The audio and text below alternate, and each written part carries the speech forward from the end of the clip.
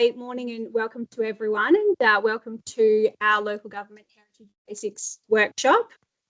Before we get into anything today, I just want to sort of say kaya and wandu, which is hello and welcome. I just want to acknowledge that this meeting today, this workshop is taking place on Wajak Noongar Budja, and I want to pay my respects to elders past and present. I also want to say welcome to those who are joining us online, and from whatever country you are joining us on today, welcome as well. And just want to acknowledge all those elders and from whatever custodial lands you are on today. So we do have local governments joining us from all across the state. So we just really want to say thank you for your engagement in this workshop today. It's really appreciated, and we look forward to sort of working towards really positive heritage outcomes. So this is our program for today.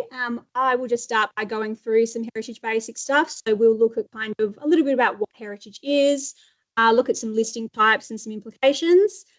Then we've got my colleague Catherine, who is going to come up and talk about a little bit more to development and the referral process. We'll have a quick morning tea break then as well. And then we've got Samantha and Fiona from City of South Perth to talk about their recent experience of reviewing their local heritage survey. And we've got Flavia, who is one of our Heritage Counsellors here today, and she's just going to talk through the role of the Heritage Council a little bit. Just some quick housekeeping, just make sure your phones are on silent, that would be really appreciated. And for those joining us online, if you do have any questions at any point, I've automatically muted everyone, but please put those questions in the chat area box. I've got my colleague Alethea here today who is monitoring that chat, and she will put any questions forward at the end of each presentation if need be. All good. Okay, so my name is Hannah, and I'm a Senior Heritage Officer here at the department, and I work in the stakeholder engagement team. So to get into it, I'm starting here with a quote, which I know is a little bit cliche, but I do like this one because I think it is a really good sort of evocative starting point.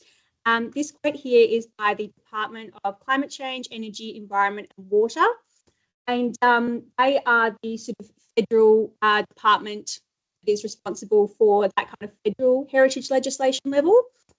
And their definition is that heritage is all the things that make up Australia's identity, our spirit, our ingenuity, historic buildings, and our unique living landscapes. And it's a legacy from our past and an integral part of life today, and the stories and the places that we pass on to future generations. So the reason I like starting with this quote is because I think there's some really interesting aspects to pull out of it. The first one is that it is that word identity. I think that's really important to heritage. I think when we talk about heritage, we talk about how it can create a sense of place, a sense of belonging. It's a connection amongst the community, which is really important. I also think it's important to kind of pull out this aspect of how it's related to our past, it's related to our present, and it's also how we relate to our future sometimes as well. And heritage is something that we have as much right to as the future generations as well. So it's our responsibility to ensure that we can pass it on. I also like to include this quote and kind of get people thinking a little bit more about maybe what heritage is, because there is always that kind of assumption or idea that heritage is just old buildings, and that's really not true at all.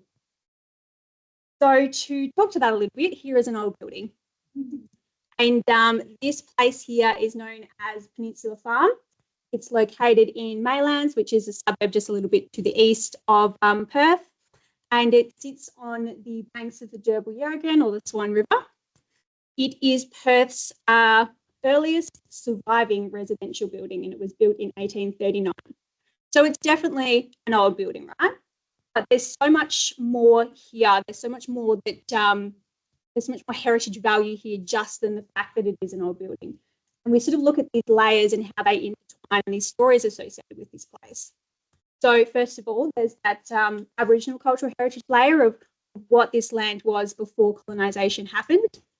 And there's also this layer of this, colonial early story. There is the The gentleman who built this house is named Joseph Hardy. He came out with his family. He had a wife. He had kids. There's his stories.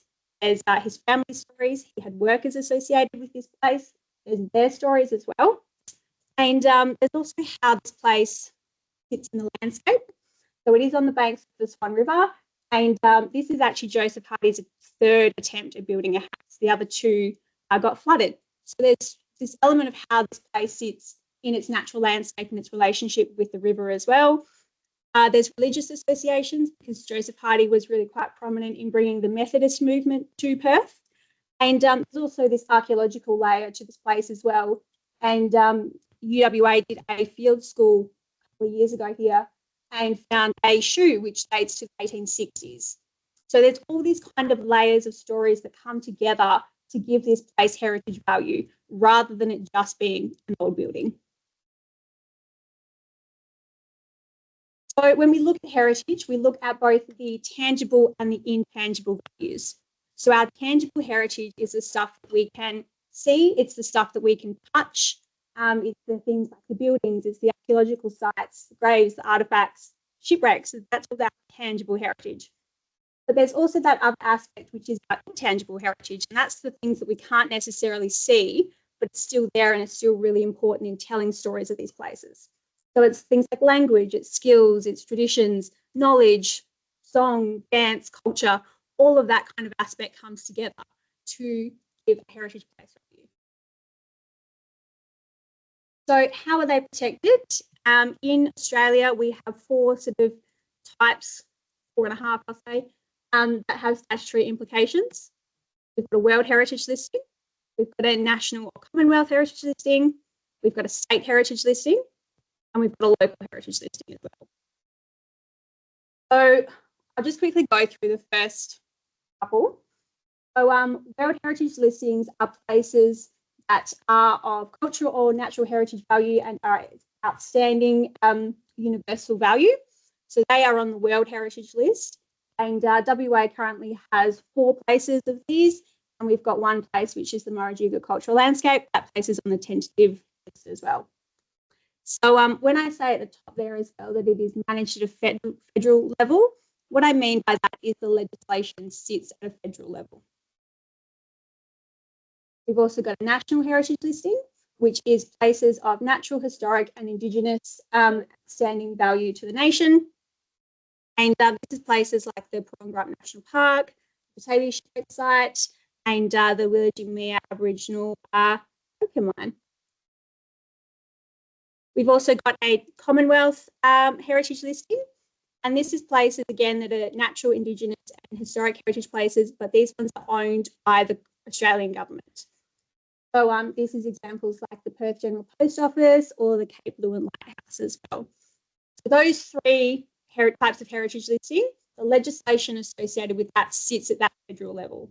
So this is just a more be aware, but it won't generally affect you in anything. So then in WA, we have 2 sort of streams of heritage, and we've got 2 different ways our heritage is managed under 2 different legislations. We've got our Aboriginal Cultural Heritage, which sits under the Aboriginal Heritage Act of 1972. And our Aboriginal Cultural Heritage is managed entirely at the state level. And I'll go into what that means a little bit more in a moment. But places of Aboriginal Cultural Heritage value are referred to as registered sites. And they hold aesthetic, historic, scientific, social or spiritual importance within Aboriginal traditions. On the other side of that, we've got historic heritage, which sits under the Heritage Act of 2018. And historic heritage is managed at both the state level and at a local level as well. So again, I'll talk to that a little bit more in a second. And we generally look at the same criteria as well. So that aesthetic, historic, scientific, social, and spiritual value for individuals or groups within Western Australia. So with our Aboriginal cultural heritage, local governments generally don't have a role in managing this. You don't do the assessments, you don't do the recording or anything like that.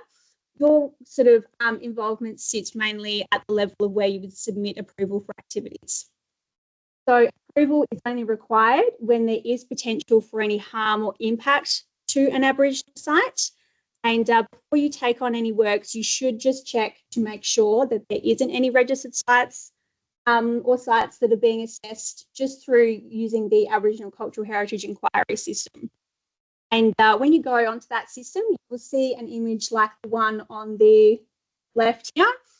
And so, for example, all those pink kind of numbers and shapes, they all represent registered sites. So just make sure you are doing that check before you are doing any types of works. And if you are undertaking any types of works, have the potential to impact or harm Aboriginal cultural heritage, you potentially will need to submit for an approval. And these are the four most common types of approvals that you'll come across. So we've got Section 18, that's for significant impact and harm to a site. We've got a Section 16, that is for excavation purposes. So generally, if things associated with research. We've got a Regulation 7, which is to bring plant and equipment onto a site. And we've got a Regulation 10, which is for minor activities and impact. So things like maintenance works, bridge works, fencing, jetties, that kind of thing. If you're unsure whether you need an approval, whether there is Aboriginal cultural heritage, what constitutes as harm as well, we do have an inquiry form on our website. So you can just submit to that, that form there, and then one of the team will get to you with some further information. So on to historic heritage. So we have two kind of streams of this again. So we've got state heritage listings and we've got local heritage listings. So if a place has got a state listing, it means it is on the State Register of Heritage Places. So this is the highest level of recognition in the state because, as I said, we've got that federal level, but on the state level, this is the highest sort of recognition there is possible. And the State Register is maintained by the Heritage Council with assistance from the department as well. And the legislation associated with it is the Heritage Act.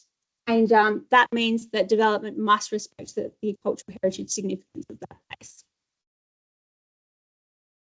With regards to local listings, so with a place on the State Register, that place has been assessed to have an importance to the history and the development of the state. With a local place has again had that sort of assessed importance with the history and the development of the locality. So with state listings, that is managed by, as I said, the Heritage Council and the department. With local places, local governments manage these places. And in terms of this is just the listing aspect. So how does this kind of happen? Under the Heritage Act, there is a requirement for local governments to prepare a survey of places in its district that are, in its opinion, or may become of cultural heritage significance, right? And this is called a local heritage survey.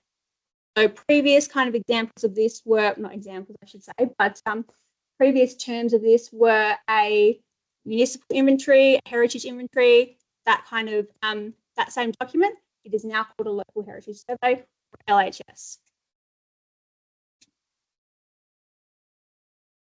So what happens with preparing a local heritage survey is places that are assessed to have heritage value will be researched, sort of desktop analysis will be undertaken of them, and a place record form will be created for them. And that's an example there of the City of South. So after that kind of record of places has been created, what then happens is that those places are assigned a category of, or a classification, I should say, of significance. So category 1, for example, is places that are essential to the heritage of the locality. They're rare or outstanding examples. And category 1 places are generally those that are on the State Register or have the potential to be put onto the State Register at a later date. Then we go to category 2, 3, and 4. Sometimes you will see those categories listed as category A, B, C, and D. Same thing, category 1 is equivalent to category A. So it's important to note that a local heritage survey doesn't have any statutory weight. Its two major purposes are to create a municipal record of heritage places and to inform the preparation of a heritage list. So another kind of requirement of local governments is under the Planning and Development Regulations from 2015, local governments are required to establish and maintain a heritage list that identifies places that are of cultural heritage significance and are worthy of built heritage conservation. So that aspect there is a little bit of the difference between our local heritage survey and our heritage list. So heritage lists are informed by the local heritage survey, as I just said before, and I'll show you a little bit more about that in a second. But places on this heritage list are given recognition and protection under the local planning scheme. And this happens because owners must submit development applications or proposals that would otherwise be exempt from a requirement for this development application. So, for example, demolition generally wouldn't need a development application submitted for it. If a place is on the heritage list, it does need a development application submitted for that. So, what places would go onto your heritage list? Category 1 places that have been assessed as Category 1 in our local heritage survey. Category 2 places that have been assessed as Category 2 in our local heritage survey. And then up to you on whether you include Category 3 places or not. Very much dependent on sort of your local government and what you deem is worthy of built heritage protection. I've seen some local governments do, all of their Category 3 places, and I've seen some do none. So it is, again, totally dependent on yourselves. We just recommend that consultation with owners is undertaken as part of this process. So again, to sum up, you have two kind of legislative requirements. The first one is a preparation of a local heritage survey. Purpose is to identify and record heritage places. It sits under the Heritage Act as a legislation, but there is no statutory implications associated with this survey document. The other side of that is that there is a heritage list. This purpose of that is to inform planning and development.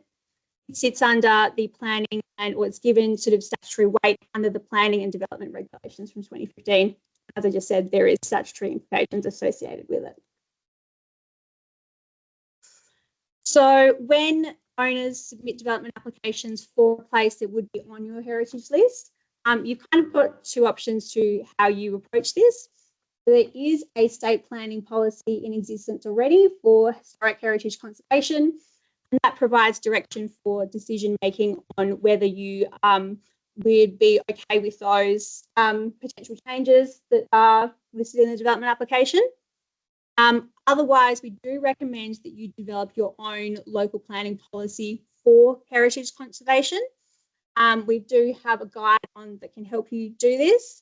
It just provides a bit of direction for your community, for your residents, and also as well for your elected members who are generally making these decisions as well. We will send around this presentation at the end of it, but I've just included a link to the City of South Perth one. And one aspect we really like about this one is that it's got illustrations and it just makes it really clear for people what they can and what they sort of are recommended not to do. So you can also have specific sort of policies that inform heritage areas, or have a local planning policy for a heritage area, I should say. And this can be places that are sort of in an area that there's, a large number of local places. There's some state places as well. You can sort of develop it as you need. This example here is from the City of Swan, and it's the Guildford Mandarin Heritage Area. So part of that is just making sure that you identify places that will contribute to this heritage area and places that won't, so be really clear about that. And we also just wanted to point out that there is a distinction between character and heritage. So character is sort of the distinct characteristics of an area that should be or can be retained or enhanced through design and built form controls. Heritage are places that have heritage value and fabric that requires conservation and retention. So this is an example here of somewhere that does have a character retention policy, and that's the City of Bayswater. They've listed sort of generally the form and materials and characteristics that are in that area that they would like to retain, and then going into specifics about those aspects. With a character retention policy, it is to inform new development as well. So that's probably a major difference between a character policy and a heritage policy, is that heritage is about sort of maintaining that original built where possible. So we do have a number of guidelines that kind of can assist you with these sort of, local heritage surveys, heritage lists, assessment of these places, developing local planning policies. They're all available from our website. We do acknowledge that when they were developed, they did have a little bit of a assumption that you would have a bit of a heritage background when sort of using these. So we are working on just re-looking at these and making them a little bit more accessible and a little bit more digestible as well. So sort of bear with us as we do that review process. So how do we look at what kind of listings a place has and where can we find some information about heritage places? It is available through this website, which is Inherit. You can search by name, street name, suburb, local government. If you know the place number, you can search by that as well. And when you do a search, you get a screen as shown on the right. If the place is on the state register, it'll have the Heritage Council logo. It'll say state registered place, and it'll also have that link back in there as well. To go into a record and get further information, you just need to click onto one of those, the logos there. So there's either going to be a Heritage Council one, a local government one, or there will be a National Trust one as well. And this is what you will get when you click further into those records. So for example, in that section there, we can see what kind of statutory listings a place has. We can also see when it went on. We don't hold the sort of assessment documentation for world or national or Commonwealth heritage listed places. We do hold it for state places though. So if you click onto that section there where it says register entry or assessment documentation, you can get further information on the state listing for that place and the assessment process for that. Some places do form part of a precinct or they have a parent place. Just be aware of that as well. And some places have child places associated with them too. On the right here, we've got a local place. So we don't have any statutory listings associated with that. However, this place, if you can see here, it's got municipal inventory. I think it's got 2015 and it's got category A. So going back to our sort of, category A is equivalent to category 1. Category 1 would be on a heritage list. We can see that this does have a local heritage listing here. So sometimes the information is a little bit, it's from a few years ago, so we just need to make sure we're interpreting it correctly as well. It is worth noting that for state places, the department will update Inherit, but for local places, we really need local governments to provide their information. So when you're reviewing your local heritage surveys and your heritage list, please update the information in Inherit as well, because this database is only as good as the information that it holds. The other place you can go to is Plan WA, and this will show you both Aboriginal cultural heritage places and historic heritage places as well. So there is a heritage layer, and then that'll take you to the middle screen, and we've got those 2 layers that you can click there, and then you will get an image as shown on the right there. So again, the pink and kind of yellow places are Aboriginal sites, and then the green and the red are, I think the red is state places and the green is local places. So just to finish, we do have a grant available that can help you kind of meet these legislative requirements. So the Local Government Heritage Consultancy Grant Program can help you do things like prepare a local heritage survey, a heritage list, local planning policies as well. There is up to $20,000 available, but please just be aware that it is on a match funding basis. And these grants generally open in, I think, September, and they'll close early November. So just keep that in mind in terms of budgeting and things like that as well. So that is me. Was there any questions before I throw over to my colleague?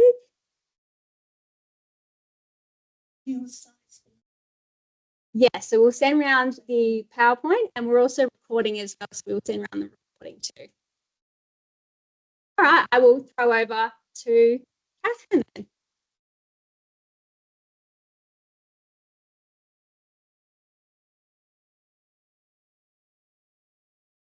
Morning, everyone. I have to apologise in advance because I've slightly lost my voice. So if you just bear with me, and if you can't hear, please let me know. So I'll try and croak my way through the best I can through this presentation. So thank you, everyone, for being here today. I'm sure Hannah's already done the introductions and the thank yous, but it's really great to see so many people from local government coming to these workshops. So who are we? So my name's Catherine. I work in the Historic Heritage and Conservation team within DPLH. So who are we? What do we do? There's sometimes confusion. But I just cover this off before we get into development and other referrals. So the former State Heritage Office was amalgamated with planning, lands, in the machinery of government changes. Occasionally we still get documents that refer to the State Heritage Office. It doesn't exist anymore. The functions of the former State Heritage Office were taken over by what's now DPLH. So our team, our directorate within the department, support Heritage Council in their statutory role. We sort of have three functions. So we have our engagement team, so Letha and Hannah. The Historic Heritage and Conservation team deal with everything to do with the State Register. So we deal with assessment, so what goes on, what the Heritage Council has an interest in, development of those places. So if you have ever referred something to the Heritage Council relating to a development, it will come to our development team. We also have a relatively new team called the specialist team. Provide a strategic assistance to state and local government. So things like commenting on local planning policies, local scheme amendments, and also we provide internal technical and conservation assistance. The reason that we have these three teams is, again, to support the Heritage Council's role, but also because within our team we have a number of subject matter experts who have a lot of experience and background in heritage conservation and heritage-related planning issues. The development of state registered places. I'm sure some of you have come across proposals or other local planning issues relating to development of state registered places. So how does Heritage Council fit within that? One common misconception we get is that Heritage Council, you need heritage approval for things. So Heritage Council is a referral body established under the Heritage Act. It doesn't provide approval for things, but that advice needs to be referred. So with decision makers need to refer those proposals for advice from the Heritage Council. Determination of a development application remains with the decision maker, both the Heritage Act and the planning. Unfortunately, we've been getting a lot lately where people are like, oh, do we need to get a development approval? And we're like, we can't advise that. We can only say whether we need to be referred. The power of whether something needs development approval still rests with the decision maker, local government in most cases. Generally, that advice, so that decision provided by the local government or the decision maker, needs to be generally consistent with Heritage Council advice. There are some exceptions, but in most cases, that's the expectation. There is a statutory time frame attached to that. So we're required to respond within 42 days, generally.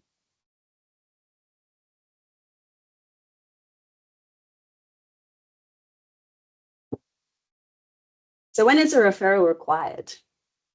So this is again something that we've recently had some confusion in, and that's what we thought we've actually basic. So apologies if you already know this. Section 73 of the Act requires or establishes the requirement for development to be referred to the Heritage Council for advice. This is why we sometimes get a bit of confusion. So it applies to state registered places. So as Hannah went through on Inherit, places that are and have a registration. It also relates to places with a heritage agreement. It's rare, but it does happen that occasionally, and I have seen in some examples where non-state registered place does have a heritage agreement with the Heritage Council. That will come up listing. So as Hannah pointed out on Plan WA and on Inherit, it will show if there's a heritage agreement associated with that.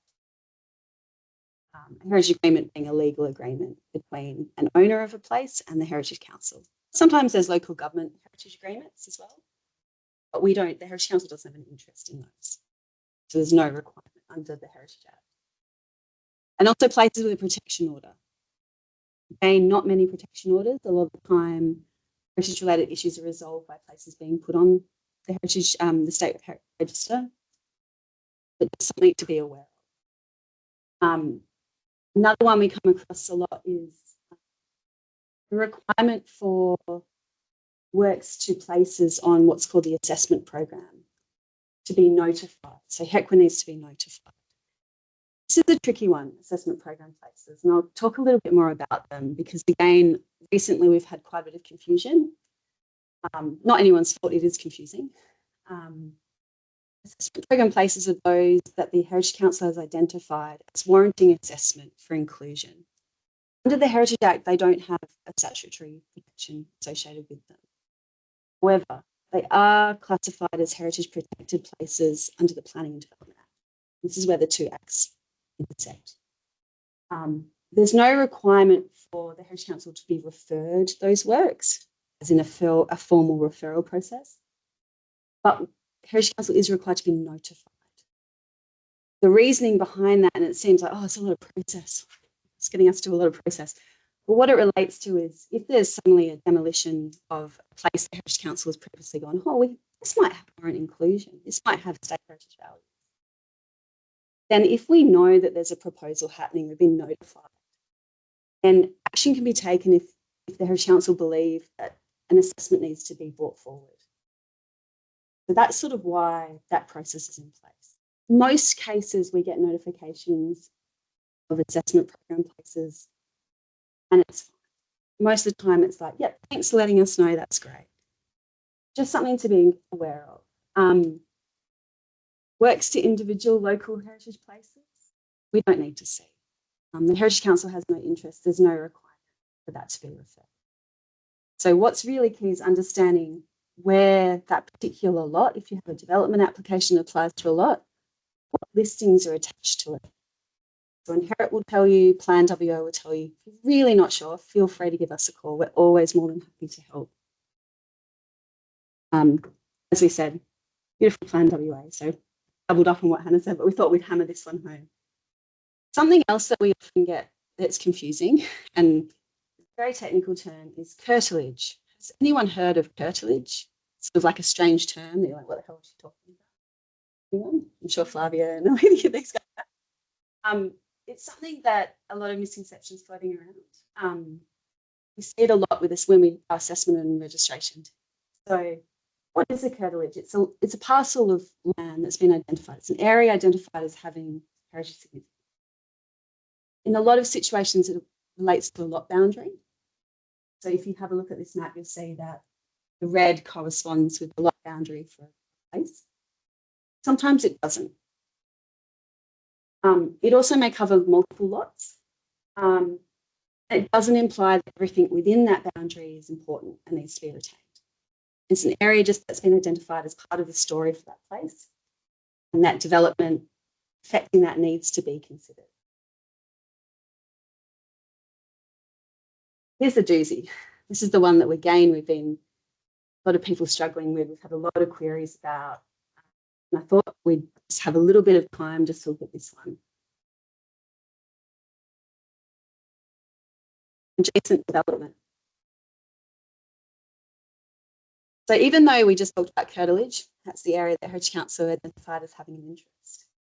What the Heritage Act actually says is that in section 72, that a referral of a development proposal is required where that proposal, if implemented, would affect the heritage values of the place, state registered place. So what does that mean? People go, oh my gosh, so scary. Oh my God, what does that mean? It's very broad. So it means that, and some of you may have come across this, referral of a development may be required even if it sits outside the curtilage of a place. And I'm seeing a lot of people, oh my gosh, what does that terrifying to refer everything. It doesn't mean that. And it doesn't just mean adjoining lots, because we get that a lot as well.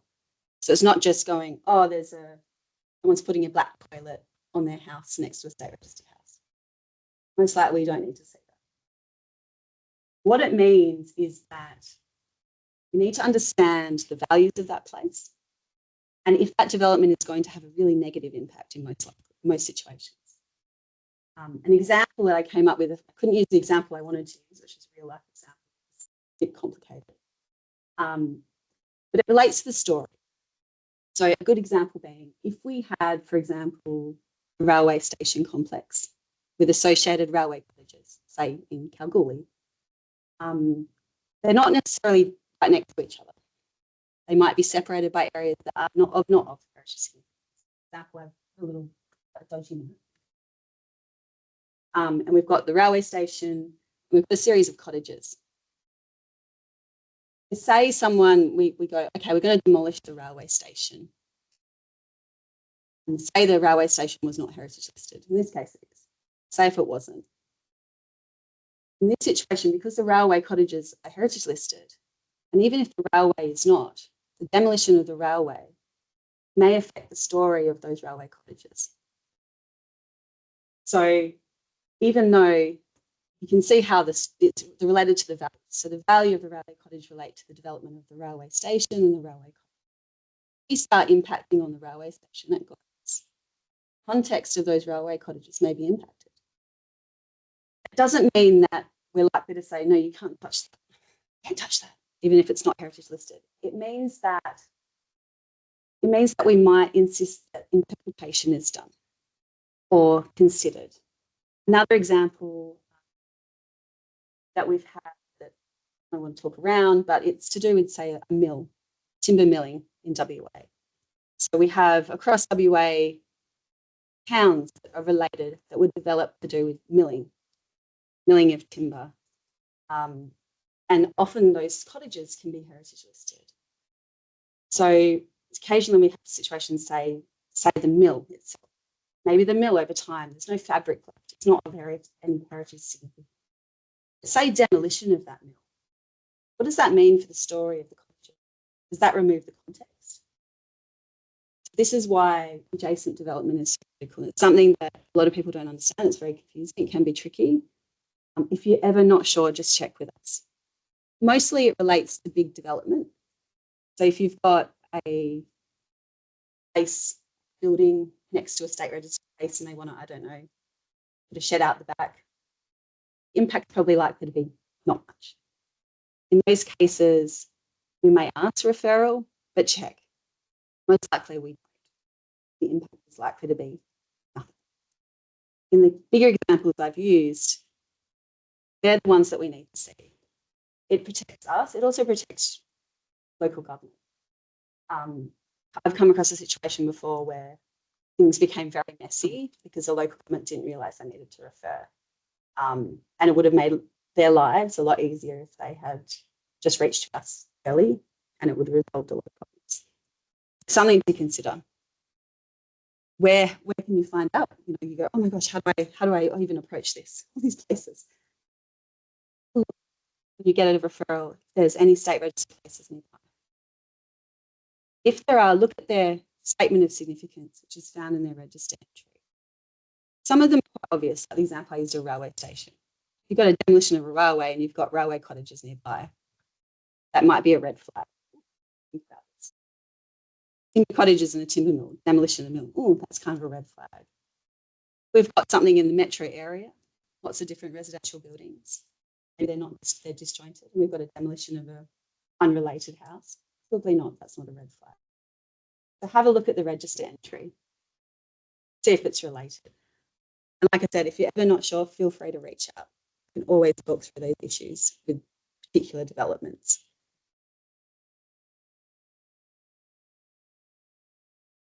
It is confusing. So what we did recently, and we're hoping to circulate this, is a little flow chart, what needs to be referred and what doesn't. You receive an application for development approval. Where does it need to go? Generally, local heritage place not required. said before. State registered, development adjacent, heritage agreement protection orders. Yes. Assessment program placed, notified. As Hannah mentioned, some of the things that sit outside of exemptions for DAs for local places also apply to state registered places. I won't go through the list, it's quite extensive. But it's things like demolition, excavation, re-roofing, things that normally wouldn't trigger. But some things don't require referral. There's an extensive list in our regulations. There's things like maintenance and light for life. Some local governments have their own requirements. So we do tell owners and proponents that they need to confirm with their decision maker. Another one we've had query with recently is local government owned or managed heritage assets. So not just state registered, but also local listed places. It's a problem generally, and we understand that funding can be an issue. A lot of local governments own a lot of state registered places and are doing an amazing job managing their assets. We always advocate for a strategic approach. So rather than, we all know what it's like, budgets, things like that. Sometimes it can be scattergun. You get a bit of money here, you get a bit of money there. But a strategic approach is always better. So there's something called a conservation management strategy that we encourage owners, generally, whoever they are, local government, private owners, to help manage their asset. And what it does is it provides blow by blow almost, point by point, of what to do with each part of the fabric. And it also helps to forward plan. They often run over 10 years and they'll prioritise the works based on you. It's something to think about if your local government is managing a state registered place or even a heritage list place. And generally, prevention is better than cure. It sounds very boring. I went on a site visit recently and I said to the owners of a state registered place down Mandurah Way, so it's not very sexy, but maintenance will save a huge amount of work related to conservation. No one can cut a ribbon, which is annoying. It's very run of the mill, but will save thousands usually. So things that we often say to look out for, grooves. So stop water getting in is usually the key one. It's things where they're deteriorated. Every day I walk past, when I park, I walk past Picker. I don't know if anyone has been over that way. I look at their windows and I'm like, oh, they really need to paint them. Paint's peeling off. And it might oh, that's just unsightly. But once the finish fails, the timber starts rotting. Timber starts rotting, then you're having to replace the whole sill. Instead of just a quick bit of paint, it becomes a whole window. Imagine the cost just gets bigger and bigger. Removal of asbestos. Damp is the other one. So water really is the main enemy for heritage buildings. So water coming in, water damaging finishes, water rising, and termites. Termites relate to water too. It's really water. You just remember water. Don't want water. And vandalism and vacancy is another key one. So I'm going to run through this really quickly because you're probably all slightly bored of listening to me. So what happens when we get a development referral? What do? We just sort of like look at it, oh, okay, 42 days just to hang out and consider it, make it up as we go. Not really. So the advice that you'll get back will relate to the assessment that we've done of a proposal against a number of factors. The first one being there's a set of endorsed principles that the Heritage Council have endorsed as their guiding principles for development. I won't go through these, they're available again in our guides. The statement of significance. That's called the register entry, and it will tell us, but also anyone interested, what's important about the place. Again, when you're looking at adjacent development, look through. Usually short statements and tells you exactly what's important. A conservation plan, if it's available. Not all places have them. And the borough charter. We also assess development on a bit of a sliding scale. So something that is positive. A lot of the time we see a lot of positive development. something like 90% of development referrals that we receive from the Heritage Council to provide advice is dealt with under delegation by the department. So the Heritage Council have delegated some of their powers of decision making to officers within the department. Most of the time, there's minor works, usually positive. We wouldn't apply conditions in those situations, not needed. Where we start to get a bit concerned when we receive development where it has an adverse impact, and there's a grading scale from minor to major. So they may be supported conditionally. So we might say, hey, again, Heritage Council is not an approval body. So we recommend conditions. We say, this is our advice. The Heritage Council or the Department under Undertaking, this is the advice. We recommend these conditions are applied. Or it might not be supported at all. So within DPLH, it's assessed usually by an officer, someone from the development team. And where the impact is quite adverse or high profile or needs the review of the Heritage Council, it will be escalated to the Heritage Council to consider. And then once that decision has been made, whether under delegation or by the Heritage Council, the decision maker will receive letters. Some of you have already probably seen them again, probably when you're going through something you already know. You'll get a letter and it will have findings and advice. Findings will talk about what we found. Advice being the information that needs to be applied. Sometimes those include conditions. Often we have worded the conditions very carefully. So and again, we see it occasionally, planning officers, and not just local government, sometimes WOPC as well, will start changing them slightly. That can change the meaning of what we've asked for. But always check, if not sure, why a condition has been put. And some of them are quite innocuous. An archival record, if something's been demolished, an interpretation plan. Sometimes we require to see information of development where not enough detail has been provided at development application stage prior to building permit. Sometimes we also get quite incomplete applications, as do you guys probably as well, from a development point of view, frustrating for everyone. It does make it hard for us to assess sometimes. Some of you may have come across us requesting for time extensions or stopping clocks or asking for more information. That's so that we can properly assess. Or we might get bits and pieces of an application. If possible, send everything that you've received. It makes it easier for everyone to keep track. Technical reports, again, not required, but always helpful. We've had questions recently about heritage impact statements. We don't require them. They're encouraged. They're encouraged because they help an owner or a proponent fine-tune their development. We will always undertake our own independent assessment. They are helpful documents, which is why we encourage them. But there's no statutory requirement that applications or development come with those. So that's development. I'll ask some questions. I'll see if anyone has any questions at the end. But before we conclude, what about other referrals? I know some of you may have already sent things to us, other documents, the queries. What other things need to be referred and what can be? So yes, do other documents need to be? Yes and no. So under the Planning and Development Act, local planning scheme amendments and schemes and planning control areas are required to be referred to the Heritage Council for advice. Why is that? Well, when those changes happen at a scheme level or amendment level, they can impact on a state register place. So that's why we provide advice.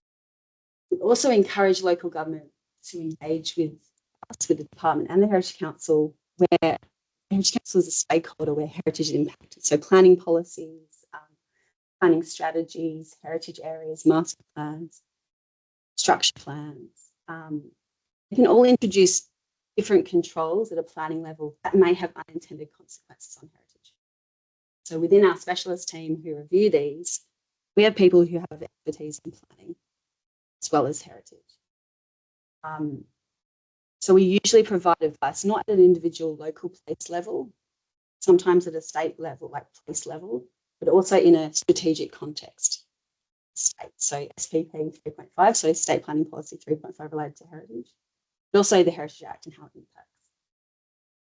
So we always encourage local government to send us those documents where they relate to heritage. We were always more than willing and more than happy to provide advice. However, saying that, occasionally we do get requests for comment on development to local heritage places. Unfortunately, it's outside our remit. And it does make it tricky for the Heritage Council because that issue of local heritage is a local government issue. So in that case, we always encourage local government to seek their own advice from a heritage consultant. Again, another lovely diagram. In my own mind, I needed a flowchart, so we pulled together a little flowchart. Again, we'll circulate these, so you don't have to remember. Key takeaways.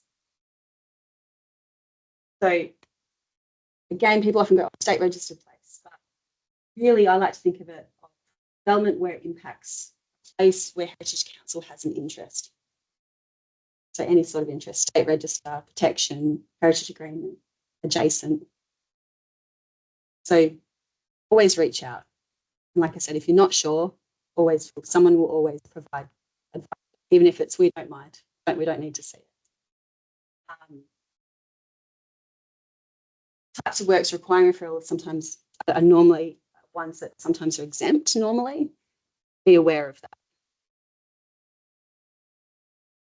And support may include conditions. So again, be careful. I think we need to change the wording of our conditions because sometimes that can have unintended consequences. Scheme amendments and schemes, as well as planning control areas, are required to be referred. And in fact, sometimes I've seen local government trip up where they haven't done that, and then it gets to the end of the line. We've got people from WAPC contacting us going, quick, we need your comment. Let's make it tricky. Please be aware that in terms of planning, our specialist team is a very small team. In fact, we only have basically two full-time equivalent employee roles. So you need to give us more than like a couple of days if you ever need comment. I hope that was helpful. Does anyone have any questions? You're looking hopefully like a bit confused. You've got an online question. I love an online question.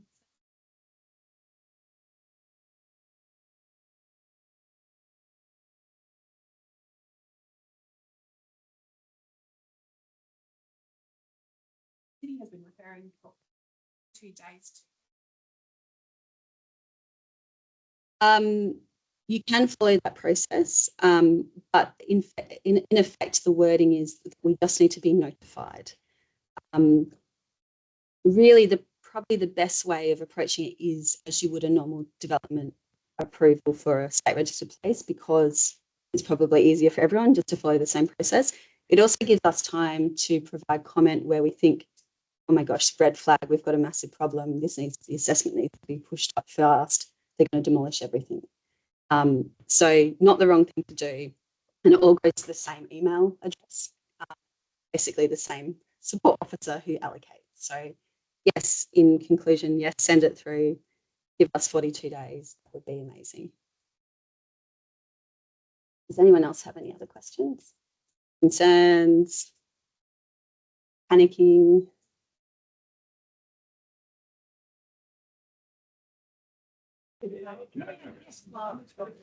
Okay, thanks everyone. I've got the aircon working, so hopefully the room's a little bit more comfortable now for everyone.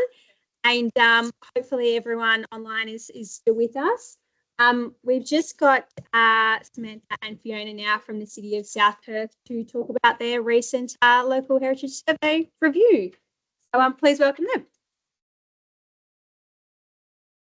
Morning, everybody. I'm going to choose the right glasses for the occasion. That might work. Hi, my name's Samantha and I'm one half of the strategic planning team at the City of South Perth. This is my manager, Fiona. And we're here today to share with you our experiences about our ongoing review of our local heritage survey. And it's really interesting to hear the last two presenters talk, because what this is, being the local heritage survey, is certainly one of the coal faces of heritage planning at a local government level, which is certainly the nature of the room today. So let me go through. So before we get into what we're going to talk about today, which is outlined in this slide here, being our approach to our local heritage survey review, assessment outcomes, our experiences and our takeaways, I'm just curious if anyone could put up their hand to tell us if you've been involved in a local heritage survey review in the last 5 years or ever.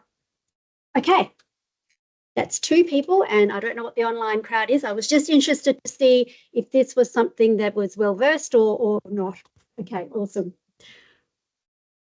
Let me just refer to my notes. So, the City of South Perth. Here we are on a map. We are known for our leafy, attractive residential streets.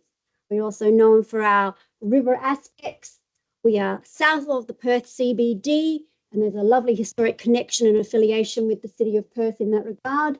We have on 2 sides bound by the Swan River and the Canning River, and certainly historically before European settlement, this was the home of the Bilununga people or river people, and European settlement followed suit in being attracted to the river for a number of elements, slowly showing up from about 1833 onwards.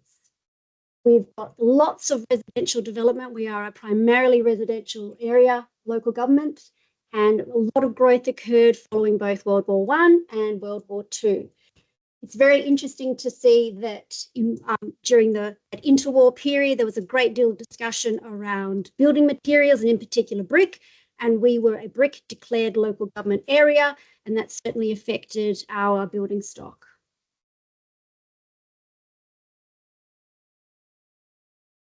We've been talking a lot about heritage planning frameworks, and it's just really good to sort of touch base again, following on from Catherine's talk about, and Hannah's talk about what we're reviewing at the moment at the city. We're reviewing our local heritage survey, and that's a requirement of the Heritage Act. And we've got some dot points there that talk to its purpose. And we also have a heritage list, and we are not reviewing that at the moment. We're going to be reviewing that following the conclusion of the survey's development or review. That is the 2 primary instruments that local planning deals with from a heritage point of view. Local government, I should say. So what does the city's planning heritage framework look like? Well, it began in '94 with the creation of our first municipal heritage inventory, and we had about 51 places identified. Fast forward a couple of reviews later to 2017-18, and we had another general review where 79 places were the end result, only 12 of which were residential. This review was a consultant-led review, and it sought to simultaneously review the local heritage survey and the heritage list. It undertook a detailed review of level 1 and 2 places with the consultant involvement, and it recommended levels 1 and 2 for inclusion on the list. The 12 residential places is really a reflection of previous reviews prior to this one, where the focus of the review was to look at civic places and non-private property, more your reserves, more your civic buildings. So this is the next 2 slides. We're going to be going through what we've achieved so far in our LHS review, and we've got a table there that indicates what we received through our call for nomination process. So where are we? We've got, clicking through, we've undertook a call for nomination process commencing February last year. And we took a different approach to this review because we determined that we would undertake it in-house and that we would use a consultant at the end of the process after the advertising should we receive requests for reconsideration. We also were not simultaneously reviewing the LHS and the heritage list. And this review was enabled to be informed by the guidelines that the Heritage Department have put together, which are a fantastic resource. So we have updated our local heritage survey by doing all the normal things. We undertook a new photograph, which after 7 years, it was really needed. We identified all those places that had been demolished. We reviewed our thematic history, and included elements around the pandemic and the adoption of our new local planning scheme number 7. We also identified Aboriginal cultural heritage, utilising the Heritage Inquiry portal at the department in existing place records. We've also got a fair bit to go. It's worth saying, just touching base on the table there, that we received about 49 different requests, and there were 5 requests for updating information to existing places and about 5 requests for 4 places to change the category of significance.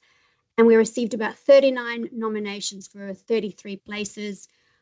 In the far column, you'll see that we have supported all requests for updating information. We've supporting the increasing of levels for 3 places, and we've identified 15 places for inclusion on the LHS. It's not working. Here we go. Now this has got inbuilt, yes, a little funky tool which shows Main Street before, earlier, and now. But we've got a couple of things to go. We are currently about to embark, working with a consultant to review the requests for reconsideration. We then hope to work with the council to seek final approval. And then we want to share with everybody this wonderful new updated revised document that celebrates local heritage at our level. We will then commence the review of the heritage list, and we're going to look to identify some heritage areas of which we have none in the City of South Perth, which is probably something we need to rectify. So this is a bit fun. This is what we found through our nomination and assessment program. We found that through the nominations we uncovered some fascinating stories and some really significant places that we were able to research further, utilising the city's local history section of our library. We have a local history librarian, so that was made somewhat easier. We found, and I'm going to flick through and show you some blueprints of properties that we had nominated. This is a great place advert here on the right, which we just couldn't help but include. We found that the majority of nominations were residential in nature, and that is truly consistent with the number of properties we have of residences in the city. We had a number of styles and eras nominated, from brutalist to Art Deco, Federation to California bungalow. And I'm going to show you a couple of really standout examples now. So on the right, you'll see the 120th Scout Group. So this was the only civic building identified for inclusion, nominated for inclusion, that was not a private property residence. It's the Moresby Street Scout Hall, built about 1962. City's records have these fantastic handwritten letters corresponding between the city and the Scout Hall, back and forth. There were cake stalls that were used, run to raise money to build the building, and it is still there now on Moresby Street. We also found one property was a really interesting example of continuous family connection, since it was built in 1920, where it has housed the same family or members of the same family that were, it was built for a war widow, and the daughter is still a resident there now. We found several amazing Depression era edifices that really reflected the nature of displaying one's success and achievements through one's house, that certainly South Perth had been constructed at the same time. We've got 9 Onslow Street here, and we've got 44 Angelo Street here, which are 2 amazing examples of 2-storey homes.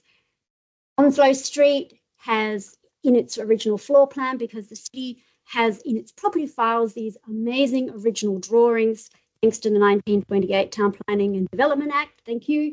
We have access to the floor plans that include a sewing room, things that are really not something that we have today in our existing floor plans. And 44 Angelo was nominated to the Heritage Council as well for inclusion, and determined not to meet the necessary threshold, but it was certainly built by designed by a really famous local firm, Hobbs, Smith and Forbes, the founder of which was one of the partners was Talbot Hobbs. And this is the most beautiful hand-drawn renders for the property.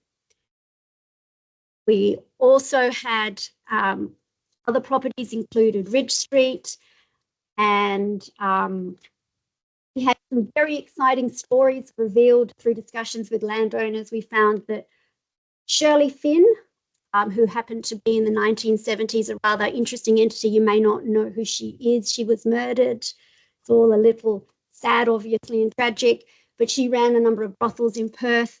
She lived in one of the houses that were nominated, and backyard, the owner tells me, still has the gold tiles that have her initials SS in the bottom of it. So there's these amazing stories, and that's truly the point of the LHS, is to actually share the stories and to celebrate the stories that make an area very interesting and unique. We also had 2 streetscapes nominated. We've got examples here of the typical houses, Hobbs in Como, and we had Hovia Terrace houses in Kensington. The Hobbs Avenue houses were California bungalows, 6 of which were built by the same contractor. And on Hovia Terrace, we also found 6 built by the same developer at that time as well. Hovia Terrace is a little different to Hobbs. It really showed a range of development forms. We had weatherboard houses, which is rather unusual in the city. We also had brick and tile, and then post-World War II housing. So really interesting cross-section there. And now over to Fiona. Thank you. So our engagement approach, we sought to explain the purpose of the survey, which was actually a lot more difficult than we thought it was going to be. So we briefed councillors, we put invitations to meet historical groups, we prepared FAQs, info sheets, held community information session, and staff were always available to answer questions. But what we found during the feedback was there was a shared misunderstanding of the purpose of the survey as a non-statutory document. This was very much a shared misunderstanding. Our councillors had difficulty understanding the purpose of it, certainly our residents did. And I'll be very honest, when I first moved to WA in 2008, and it was an inventory at that point, I didn't understand the purpose of it, because I was saying, well, what's the point? It doesn't have a statutory, it's not a statutory document. Why do we have this? The way that we tried to explain it was that it prepared a different legislation, and it therefore does have a different purpose, but it's actually really difficult to get that across. And we've discussed this many times since. How do we actually change the information that we provide? I think the conclusion is we just did it as well as we could. We don't actually think we could have done it any differently, but anyway. A suggestion that we received, and this was from our councillors as well, was that the city ordered the entire local government area for local heritage. And there's 2 reasons why we didn't do this. One was because we just don't have the resources to do it. As Sam said, it's just her and another officer in the team. We just don't have the capacity to do that. But the other point was we wanted this actually to have that community engagement. So we wanted the community to either nominate their own properties or to nominate properties within the area, because we felt that gave ownership. But what led from that was that a lot of people see the nominations as vexatious, and they wanted to know who the nominee was.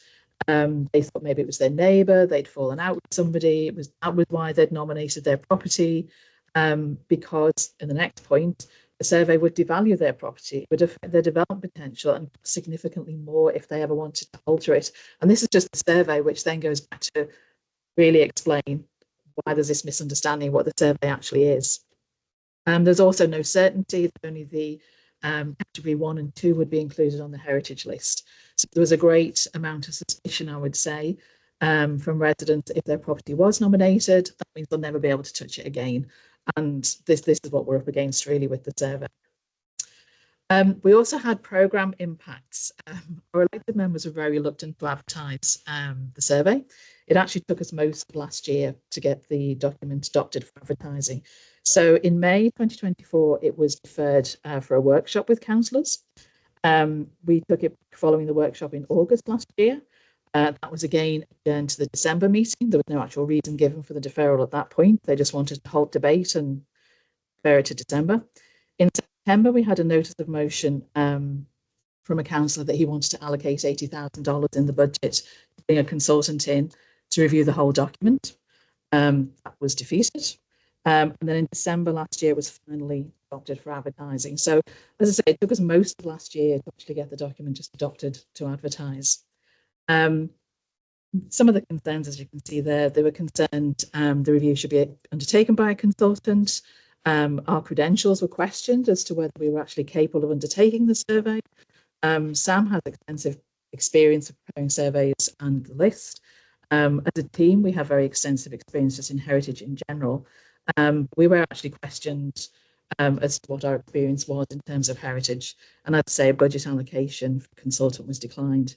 So because of this, and because we considered it for advertising for 3 times, it's actually pushed back the programming for our community engagement team, because each time we'd had it on the agenda, we'd actually then allocated time with that team as well to undertake the consultation. So for them, it wasn't just a knock-on effect for us, it was a knock-on effect for them as well. And it meant that the projects that we had to be delayed because we had this constant uncertainty. Photos also became outdated. We did have and still have one quite consistent local resident who wants to nominate Civic Heart. We think that's quite a facetious nomination, I'll be honest. No positive reasons. No, there were no positive reasons, but they do think it should be included. So the photos became outdated because obviously it was progressing in its construction, so we had to take more photos. Community were confused, and we did constantly get questions as to, it's been done already, you already have one, why are you doing it again? And as I say, there's a flow-on effect in terms of other projects that we were trying to complete. So the takeaways from our experience, it does remain a very contentious issue for some, but not all. But I think what we find is those that engage in the survey find it a fairly contentious issue. I think there is value in separating the survey from the heritage list review process. All things being considered, if the whole state was starting with blank canvas, what we would suggest is that the heritage survey is prepared in the background and it informs the list, and only once the list is adopted and the survey is published, because then what you're then saying is you're recognising heritage value in all the properties it reviewed. Not all have made the list, but you're still recognising that value. And I think that's where the confusion comes in, because the survey generally comes before the list. It's very confusing for people to understand the purpose. The state guidelines are a fantastic resource for practitioners, but they're not necessarily for the public. So when the public are trying to, in many cases, make a submission against whether property should be included, they're not finding that resource. We actually do help. We actually do have conversations with them. We put the pluses and minuses to them. But rely on the nomination form to complete the assessment, because what we found, and again, we've very recently gone back and reviewed the nomination form, we're saying, how could we do this differently to actually, because we're asking for information from the person who's nominated, and we accept that in not all instances, they might just say this house is fantastic property, we think it should be nominated and included. We can't really expect them to do research, but we expect them to provide some information and justification. We've gone back and looked at our nomination form. It is really quite comprehensive. Again, we're not really sure what we could do differently. I would trust that staff do have the necessary skills to draft place records. If you have staff who have an interest in heritage, fantastic. We'd say that's all you need. Research skills and an interest in heritage, and you do definitely have the staff resources. It would be helpful, and I'll be honest, I didn't realise how small the team were in the department until today. It would be really helpful if the department could recommend levels for heritage listing, level 1, category 1 and 2, perhaps, because then I think it would help certainly your local governments and our councillors in understanding why we've nominated those for that particular level. There was another point I was going to make on that. It's clear out of my head. It might come to me in a second. But that was the other point actually about the council's survey. We were asked why other local governments have more than we have. So they look at Vic Park and well, they've got this number of properties. Why do we only have this? We said, well, it's not actually a competition. It's that nomination of properties that are considered to have value and are, should be included in the survey. And I think that went back to the point of, well, you should look at every property in the district because they've got more than we've got. So we need as many as them. So that was again trying to explain why we only have that number. And again, this does go back to not necessarily understanding how many people are in the department. But again, in an ideal world, I think where a local government seeks to undertake a review in-house, it would be really helpful if you could work with the department, because we can afford to budget for a consultant to assist us, but not all local governments can. And I think that's where it would be really helpful if there was that resource in the department. And we'd just like to leave you with this image. So we did a public engagement session, and Mr. and Mrs. Arndt, who are a lovely couple in the 90s, turned up with this image. This is about 2 meters long. Their property, which actually pointed to, is just in the middle, very, very steeply pitched roof. They applied to build this property in 1968, and they were told they had to provide a streetscape to demonstrate how it would fit in with the other properties in the street. Now, Mr. Arndt is an architect, a retired architect, and he worked for Cranston Sheldon, who built many apartment buildings, particularly around Perth, and I think many of them are still building now. But he felt that we might be interested in this because they were basically clearing out the property. They don't live in it anymore. They actually built a house at the rear of this property because they loved the location and they wanted to age in place. They said this house has got a spiral central staircase, wasn't really ideal for them. So they now live at the rear of this property. We'd actually never seen this. It didn't come up in any nomination. We actually weren't even familiar with it. But they thought we might like it because they said their children weren't really interested and they didn't want to lose it. So we've had it digitized. We're going to have it printed and displayed at the city, and then we're going to give the original and the digital copy back to them as well. But it's like the unexpected consequence of actually engaging with your residents. This lovely couple just turned up with this rolled up plan, and we were just blown away by it. So thank you. We're happy to answer any questions. And also, if you actually just want to have a chat about our experience and what we can help you with, we can share our nomination forms. We can share any information that we gave to our community. We're very happy if you want to contact me or Sam. Thank you.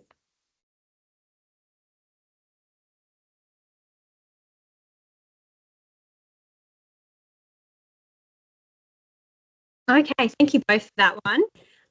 Next up, we've now got Flavia, who is one of our Heritage Counsellors, and she's just going to speak to the role of the Heritage Council and what they do and kind of who they are. So, all yours. Thank you, Hannah. I Wanju, I'm Flavia Kipperman. I'm a Heritage Counsellor, and I'm here today to talk about the Heritage Council. Before I start, it's very interesting, Sam and Fiona, sorry. Yeah, because I got reached out for a state tribunal for someone in South Perth that didn't want to have their house in their listing. And I said, no, sorry, I won't be able to have my independent advice and give a satisfactory advice to you.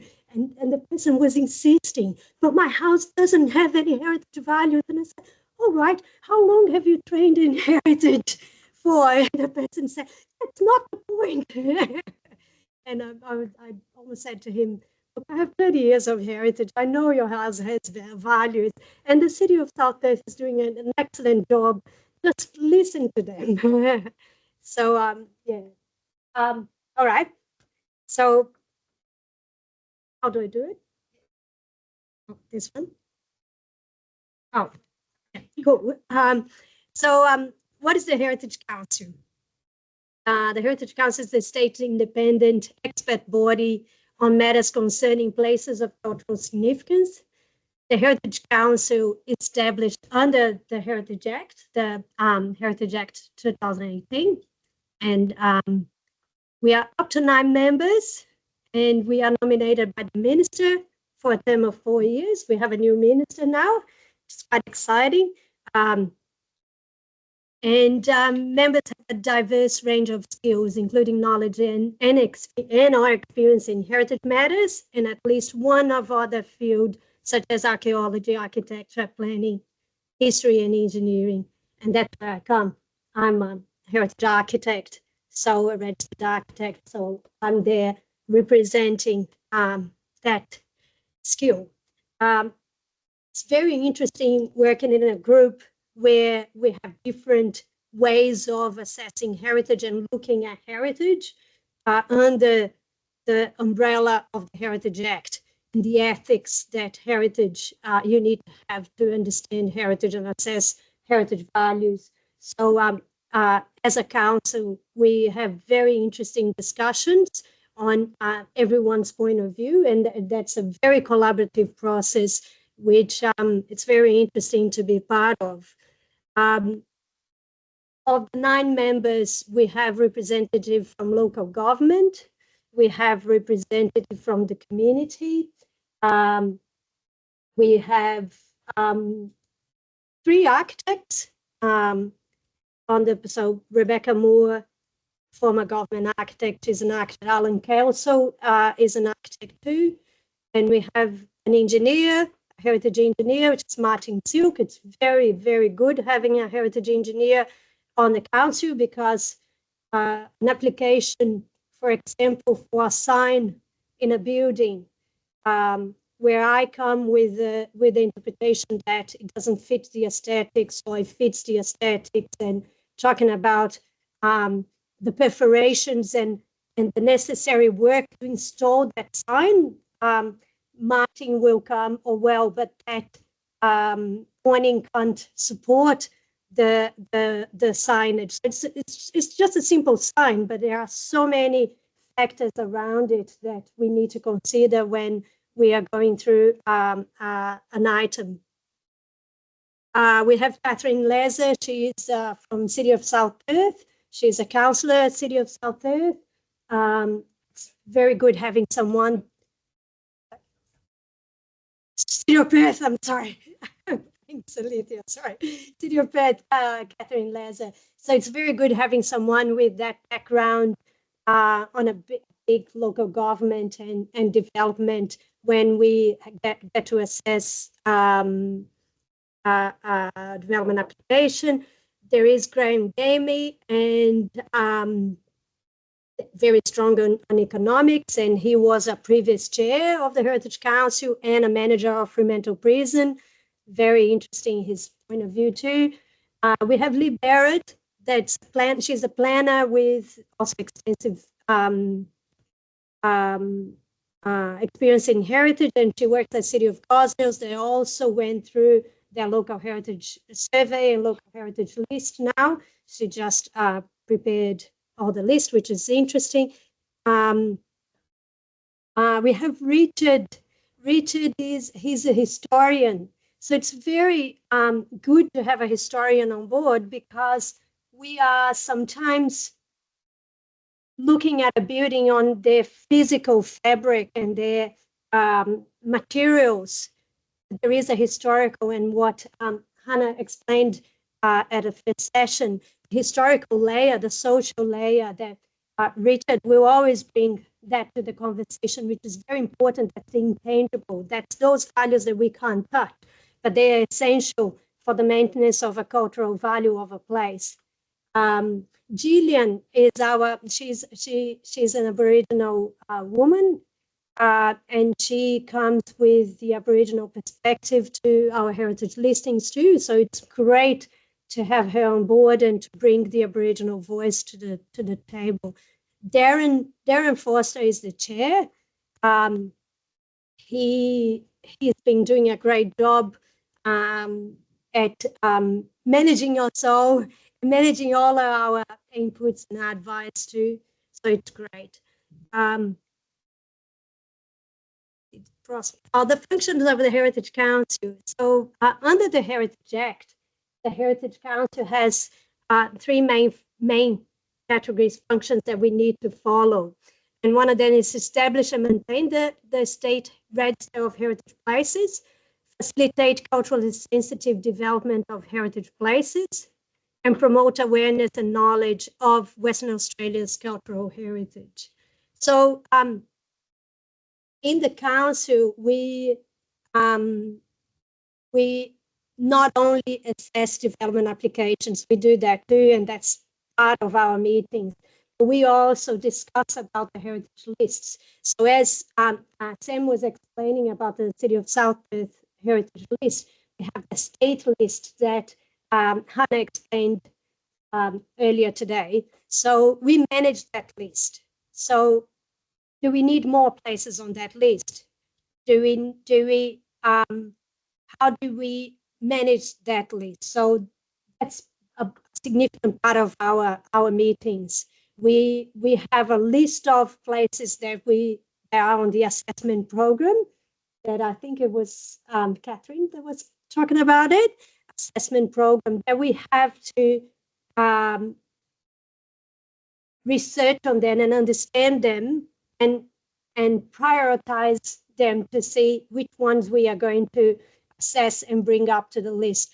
And one of the places we assessed and got finally on the list is I'm just trying to think of one now. Recent place. Oh, yes, that one got through. Yes, so I can talk about it. One of the things is a lot of the work we do at the council is confidential. So I'm thank Alethea for helping find one that got through already. So yeah, Ford Motor Company building in North Fremantle is Ford factory. A lot of people know it by the tanks, brewing tanks inside from Little Creatures. So it's a significant building. It used to be used to house the Ford factory and got transformed into a brewery, the Little Creatures afterwards, and now is it wasn't the assessment and got finally on permanent list. And like the Ford factory, we have others. We have a priority list that we discussed with the minister, with the previous minister, on having more sites on the list that represent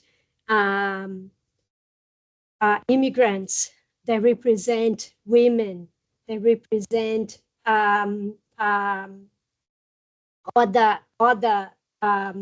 categories, not only for one particular category. So we are also looking at that.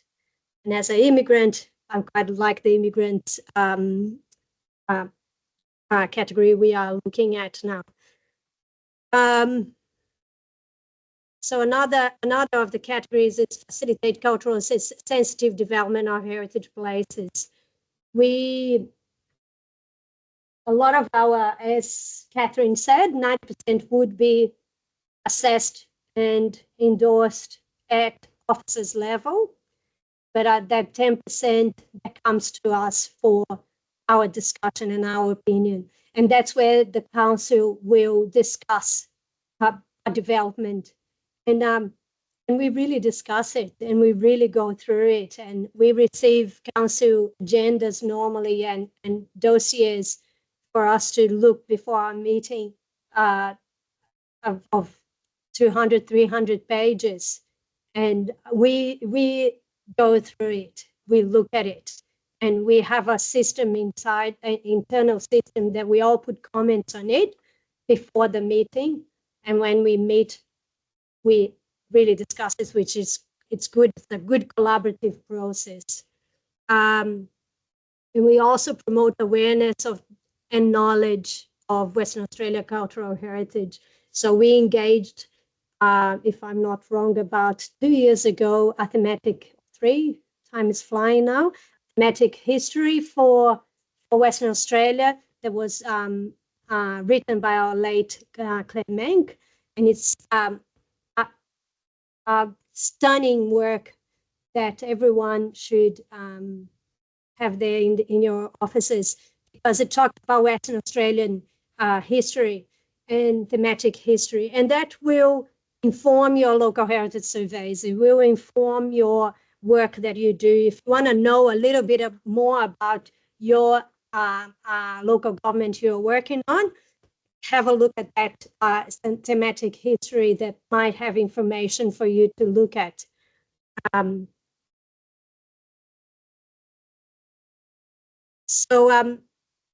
Yeah, a number of. Oh yeah, come on.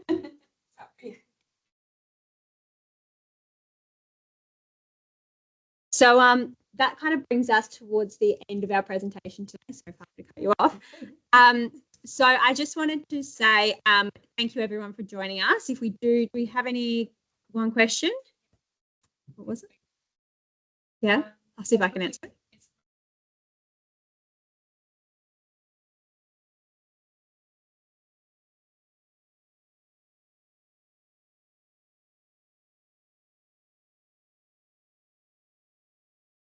It really depends. Sorry, I'll say that question to people online. It's about the heritage area versus a character area, and when one policy is preferred over another policy. And I think it really depends on the places within that area. Do you want to retain that character and the places don't have any heritage value? That would be a character retention policy. Versus if those places have heritage, you can have a place that has character value and heritage value as well. So if you've got places that have that heritage value and you want to make that heritage area, you are protecting the heritage value of those places. So you are looking at the fabric, you're not necessarily looking at the character features of that place. That just might be, it might exist as well, but it doesn't necessarily relate to that heritage value of that place.